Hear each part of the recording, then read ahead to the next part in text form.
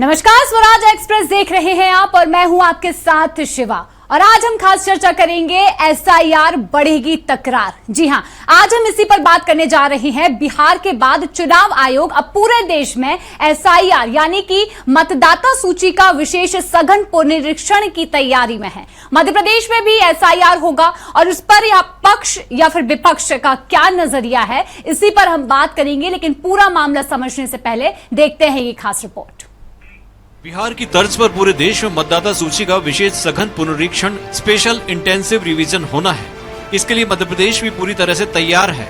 मध्य प्रदेश के मुख्य निर्वाचन पदाधिकारी कार्यालय ने सभी जरूरी प्रक्रियाएं और तैयारियां पूरी कर ली हैं। माना जा रहा है कि अक्टूबर में एमपी में भी एसआईआर शुरू हो सकती है।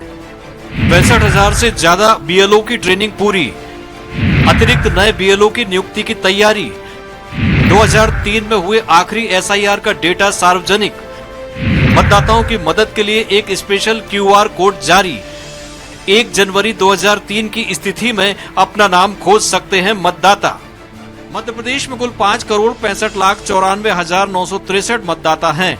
एसआईआर में सबसे पहले ये देखा जाएगा कि इनमें से कितने नाम 1 जनवरी 2003 की अंतिम गहन पुनरीक्षित मतदाता सूची में शामिल हैं। ऐसे मतदाता जिनके नाम 2003 के एसआईआर में शामिल हैं, उन्हें कोई दस्तावेज नहीं दिखाना होंगे। एसआईआर की तैयारी, 2003 की सूची में नाम तो नहीं दिखाना होंगे दस्तावेज। 1987 के बाद के लोगों को बतौर सबूत दिखाने होंगे दस्तावेज। माता पिता का नाम 2003 तक की वोटर लिस्ट में होने पर नहीं दिखाना होगा दस्तावेज। चुनाव आयोग की नई गाइडलाइन के मुताबिक अब किसी भी पोलिंग बूथ पर अधिकतम 1200 मतदाता ही रखे जा सकेंगे। इस लिहाज से मध्य प्रदेश में कुल बूथों की संख्या 76,000 से अधिक हो जाएगी। जिलेवार बूथ बढ़ाने का खाका भी चुनाव आयोग ने तैयार कर लिया है। जन प्रतिनिधित्व एक्ट 1950 के तहत अब तक कुल 15 बार एसआईआर कराई जा चुकी है। पहली एसआईआर 1952 में हुई थी, आखिरी 2003 में। इस अधिनियम के तहत एक ही निश्चित अंतराल पर चुनाव आयोग वोटर लिस्ट का विशेष गहन पुनरीक्षण कराता है। बीएलओ घर घर जाकर सत्यापन करते हैं कि कोई नागरिक वोटर लिस्ट से छूटा तो नहीं या फिर कोई गलत व्यक्ति लिस्ट में तो नहीं जुड़ा है। बिहार से इसकी शुरुआत हुई तो पूरे विपक्ष ने इसके खिलाफ मोर्चा खोल दिया। इसे वोटबंदी कहा गया। बिहार में इसके विरोध में यात्रा तक निकाली गई। मेरा नाम वोटर लिस्ट में काट दिया गया है और मैं अगला लोकसभा में भी वोट दिया हूं और पोलिंग एजेंट रहा हूं। इलेक्शन कमीशन और बीजेपी के बीच में पार्टनरशिप चल रही है। ये मिलकर वोट चोरी कर रहे हैं। इस बात से आप सहमत हैं? किनके वोट कट रहे हैं? माइनॉरिटी के वोट कट रहे हैं, दलित के कट रहे हैं, आदिवासियों के कट रहे हैं, मनरेगा वर्कर्स के कट रहे हैं और जो माइग्रेंट वर्कर्स होते हैं उनका हक छीना जा रहा है। तो जो लोग गरीबों का हक छीनना चाहते, वोटर्स का वोट छीनना चाहते हैं, मैं कहूंगा वो चोरी हो सकता है, दूसरा कुछ नहीं। आज ये लोकतंत्र की हत्या कर रहे हैं जी, लोगों के मताधिकार का अपहरण कर रहे हैं और बार बार कभी नोटबंदी कभी वोटबंदी, यह जो इनकी नीतियां हैं जी, इसके खिलाफ बिहार का पूरा विपक्ष आज सड़कों में है। बिहार के वो तमाम लोग जो लोकतंत्र पसंद है, न्याय पसंद लोग हैं, वो आज विपक्ष का इस मामले को लेकर विरोधाभासी नजरिया सामने आया है। बिहार में एसआईआर की आड़ में वैध मतदाताओं के नाम काटने के आरोप लगाए जा रहे हैं, तो एमपी में अवैध मतदाता होने की भी बात कही जा रही है।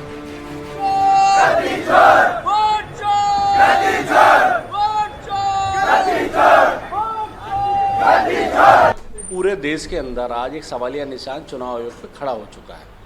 अब चुनाव आयोग उसका जवाब दे पहले, उसके बाद इन प्रक्रियाओं का आगे बढ़ाए। क्योंकि जब भी किसी संवैधानिक संस्था के ऊपर सवाल उठता है तो स्वाभाविक रूप से उस सवालों का जवाब मिलना चाहिए और उस पर काम होना चाहिए। और जल्द ही पूरे मध्य प्रदेश में एसआईआर की प्रक्रिया होगी। इसके माध्यम से सभी अवैध नागरिकों के नाम काटे जाएंगे, केवल और केवल वैध मतदाता बचेंगे। तो जो अवैध मतदाताओं के नाम पर राजनीति करते थे, संरक्षण देते थे, ऐसे दलों में बेचैनी है। ये स्वागत योग्य कदम है, इसमें सभी को सहयोग करना चाहिए। इन हालातों में एसआईआर को लेकर एमपी में सियासत कौन सी करवट लेती है, सियासत में कितनी गर्माहट आती है, ये देखने लायक होगा। Bureau report, Swaraj express. चलिए इसी पर अब खास चर्चा करेंगे और खास चर्चा के लिए हमारे साथ ब्रजेश पांडे भाजपा प्रवक्ता और अवनीश बुंदेला कांग्रेस प्रवक्ता दोनों ही जुड़ चुके हैं और मैं दोनों का ही स्वराज एक्सप्रेस पर बहुत स्वागत करना चाहूंगी। और देखिए, ये वो विवाद है जिससे कि अब चुनाव आयोग भी परेशान हो चुका है, क्योंकि चुनाव आयोग के पास अब लगातार ये सवाल पहुंच रहा है कि चाहे राजनीतिक जो पार्टियां हैं वो ये सवाल खड़े कर रही हैं वोट चोरी को लेकर कि बीजेपी से या फिर पक्ष से यहाँ पर चुनाव आयोग मिली भगत कर रहा है। तो सबसे पहले चलिए हम बात कर लेते हैं, हमारे जो कांग्रेस प्रवक्ता है अवनीश बुंदेला जी, आपसे ही हम पहले सवाल करेंगे। देखिए, एसआईआर ये वो प्रक्रिया है जो पहली बार नहीं हो रही है, 3 बार 1961, 1970, 2003 में भी हो चुकी है और एक बार फिर यही प्रक्रिया हो रही है। और इसका मतलब ही यही है कि अगर किसी तरीके से चुनावी प्रक्रिया में गड़बड़ी होती है तो उसमें सुधार किया जाएगा। तो फिर किस दिक्कत मतलब यहां पर जो है वो यहां पर देखने को मिल रही है? देखिए, अवनीश बुंदेला जी हमारे साथ अभी नहीं जुड़ पाए हैं। मेरा आपसे सवाल है, देखिए यहाँ पर जो प्रक्रिया जिस पर सवाल हमेशा से होते आए हैं और कांग्रेस हमेशा से ये सवाल उठाती आई है कि जिस तरीके से भाजपा और चुनाव आयोग मिलकर वोट कर रहे हैं, कई ऐसे बयान आए हैं, लेकिन अब एसआईआर की जो प्रक्रिया है वो यहाँ पर हो रही है। तो देखिए, इससे तो ये साफ हो जाएगा किसी प्रकार का कोई वोट चोरी नहीं है, जो फर्जी वोट के यहाँ पर इल्जाम लगाए गए थे वो भी यहाँ पर साफ हो जाएंगे। क्या लगता है आपको इस प्रक्रिया के बाद जनता के बीच जो कांग्रेस पहुंच रही है, मुद्दा उठा रही है, कितना सही है ये मुद्दा? देखिए शिवा जी, बहुत स्पष्ट बात है, क्योंकि कांग्रेस आज देश में कांग्रेस के पास कोई भी ऐसे मुद्दे नहीं है जो जनता के कारोबार से जुड़े हो, जनता की समस्याओं से जुड़े हो या जिन पर कांग्रेस कुछ जनता के सामने अपने पक्ष रख चुकी है। ये काम इलेक्शन कमीशन का होता है। इलेक्शन कमीशन के पास जब भी कभी भी किसी भी दल द्वारा इस तरह की शिकायत जाती है चुनाव के पूर्व, तो आपने खुद अपने आंकड़ों में बताया है कि ऐसा पहली बार नहीं हुआ है। 1961 में, 1970 में और 2000 में भी एसआईआर जैसी चीजों को लेकर के चुनाव आयोग ने उसका विशेष पुनरीक्षण कराया। महत्वपूर्ण विषय ये नहीं होता, महत्वपूर्ण विषय ये होता है कि अब आप बिहार में, चूंकि उनको पता है कि बिहार में नीतीश, जहां चुनाव होने वाला है, बिहार में नीतीश बाबू का शासन अच्छा था, शासन सुशासन दोनों अच्छा था लालू यादव जी और उनके पुत्र की तुलना में।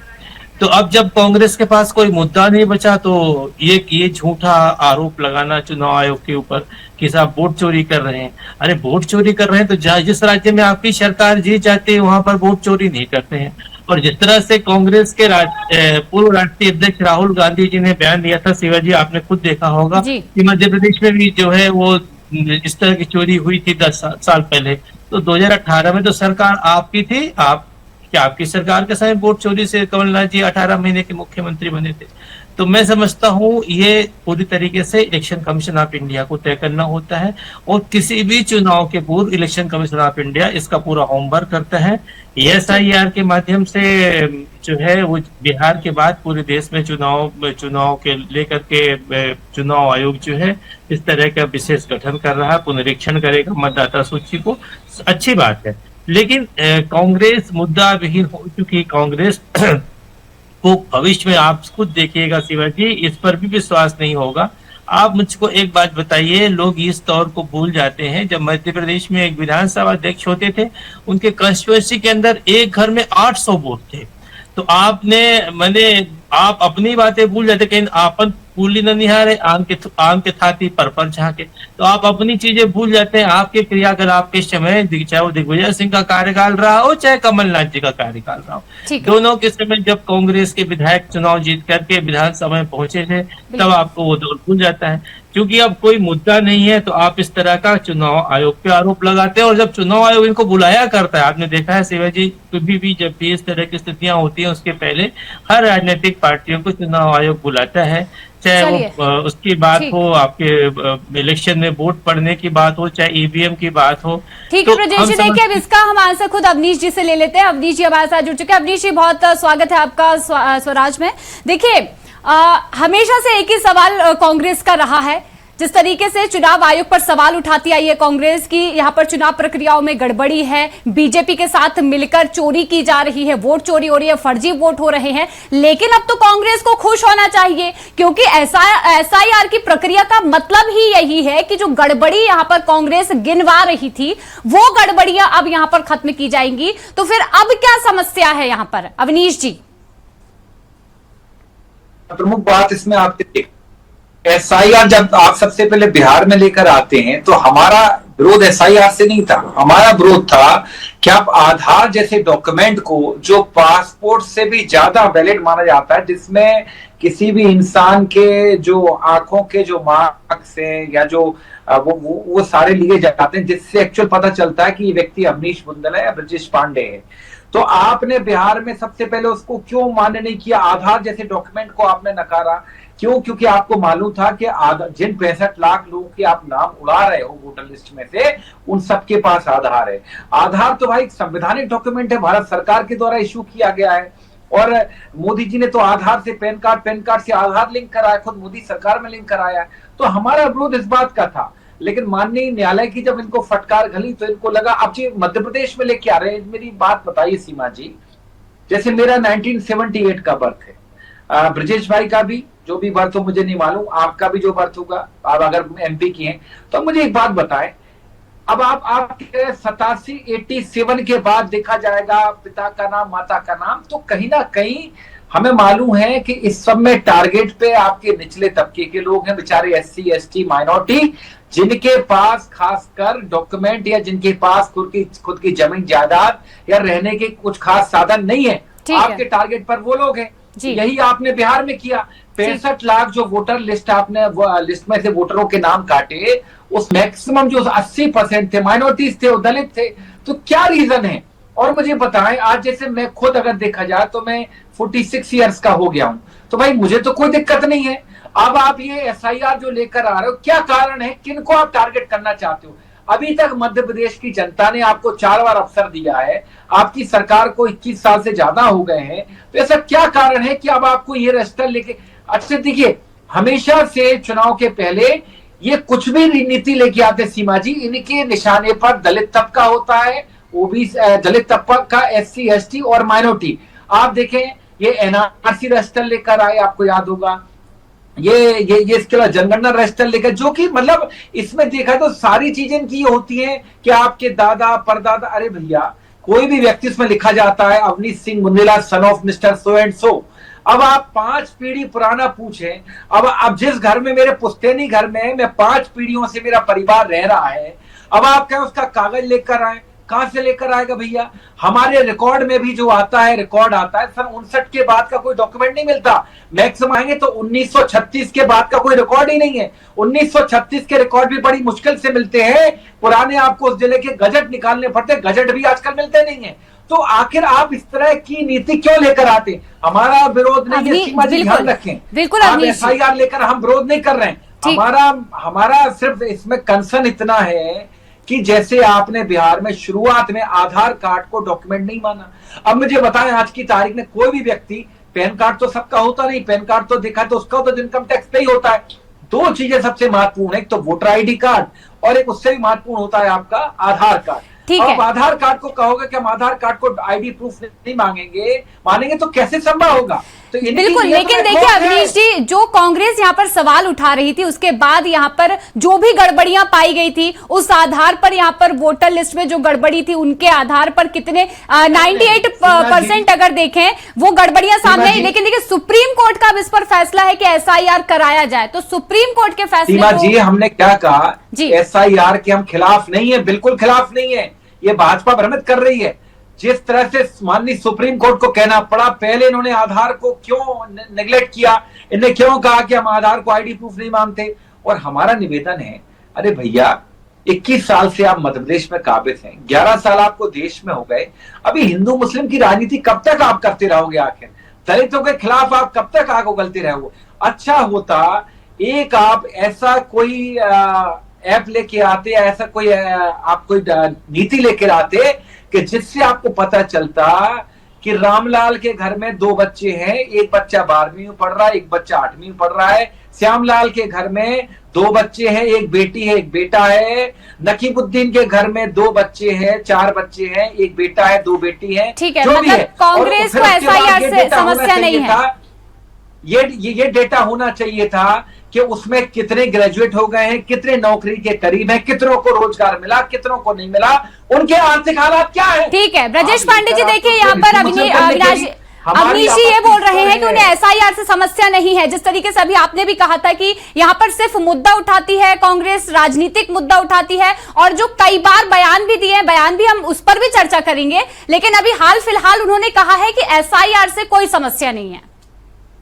देखिए शिवाजी, अवनीश बुंदेला जी कुछ भी कहें, लेकिन जिस पार्टी को संविधान पे विश्वास नहीं है, जिस पार्टी को भारत के सेक्शन 91 पे विश्वास नहीं है, सेक्शन 23C पे विश्वास नहीं है, इलेक्शन कमीशन की धारा 73 पे विश्वास नहीं है, वो कुछ भी बातें करे वो सिरे से खारिज बातें हैं।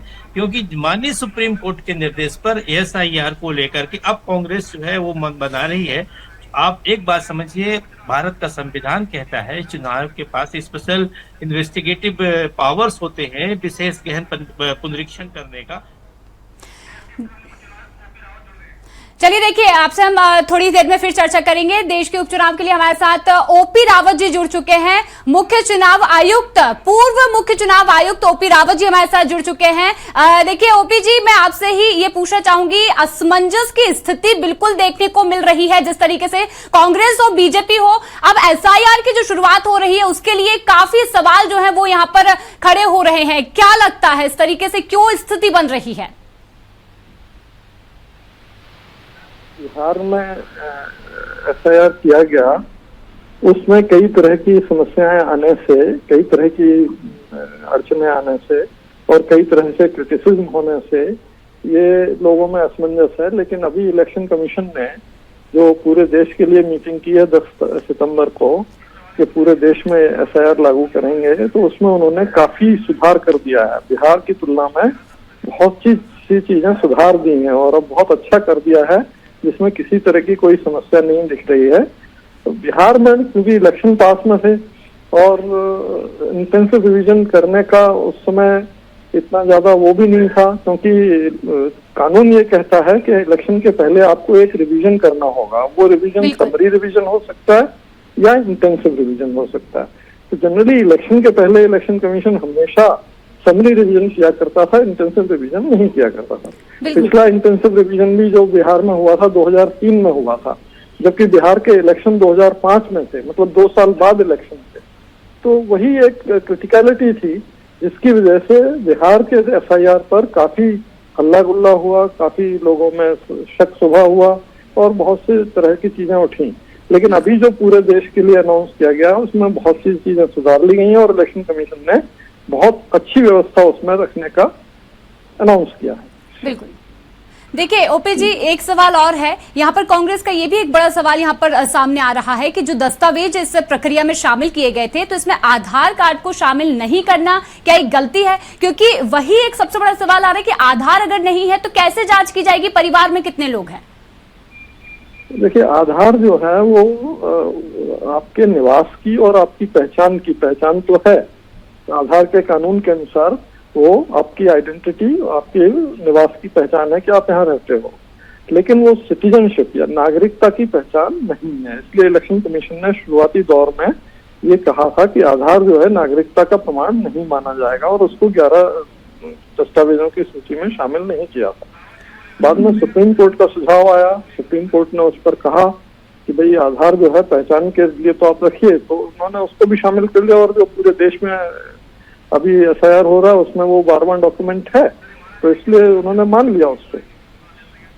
बिल्कुल सर, मतलब आप ये माना जा सकता है कि इस एसआईआर की प्रक्रिया में जो विवाद हो रहा है वो खत्म होना चाहिए। राजनीतिक जो विवाद अभी देखने को मिल रहा है, आपकी व्यक्तिगत राय इस पर क्या है?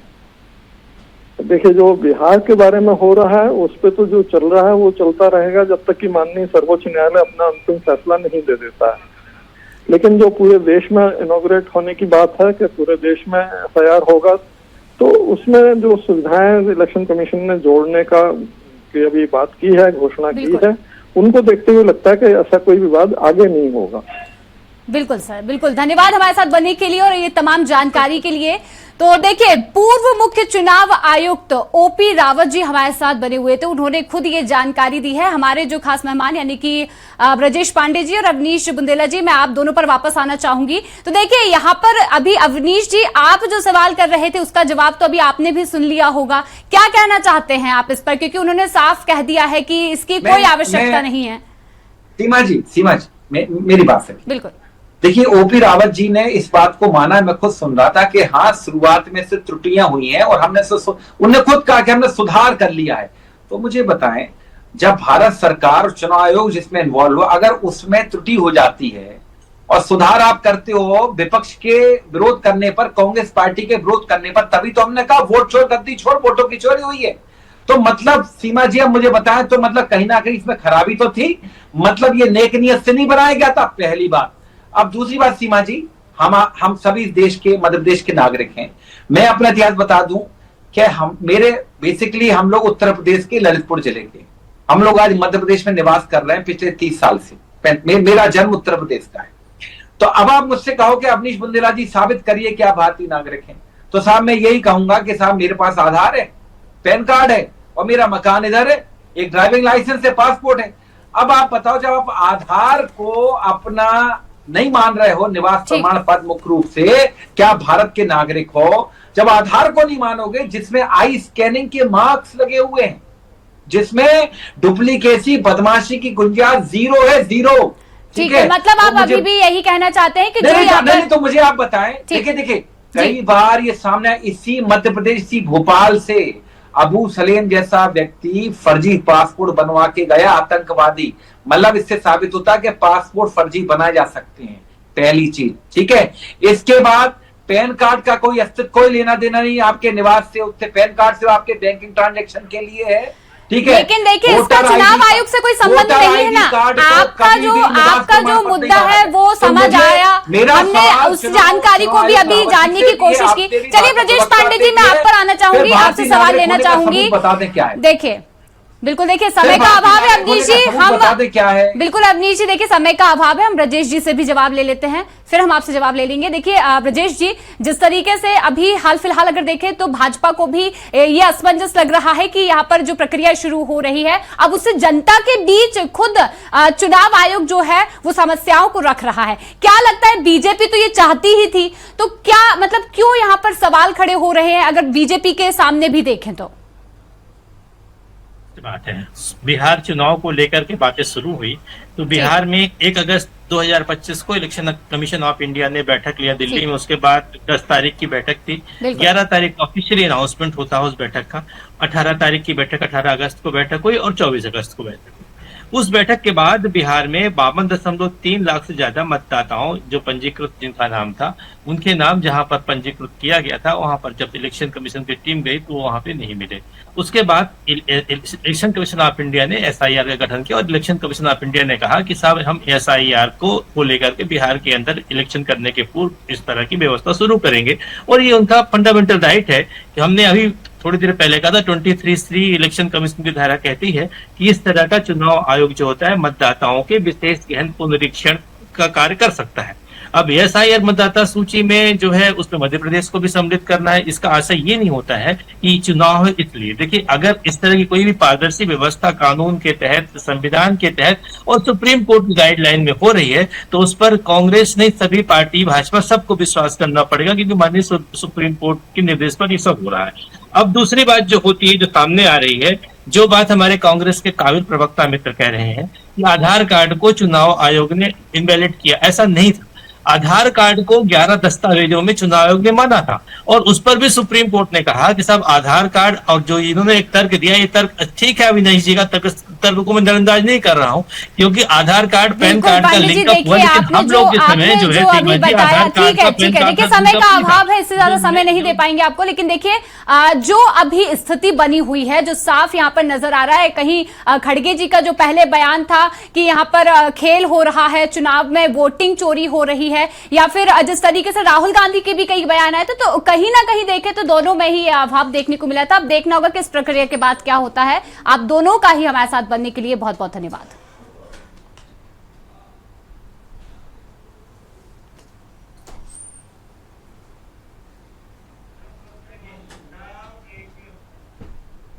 तो देखिए, एसआईआर की प्रक्रिया से पहले ही भाजपा और कांग्रेस की राजनीतिक जो लड़ाई है वो अब देखने को मिल रही है, लेकिन ये राजनीतिक लड़ाई किस ओर जाती है देखना होगा। फिलहाल इस खास चर्चा में इतना ही। बने रहिए स्वराज एक्सप्रेस के साथ। नमस्कार।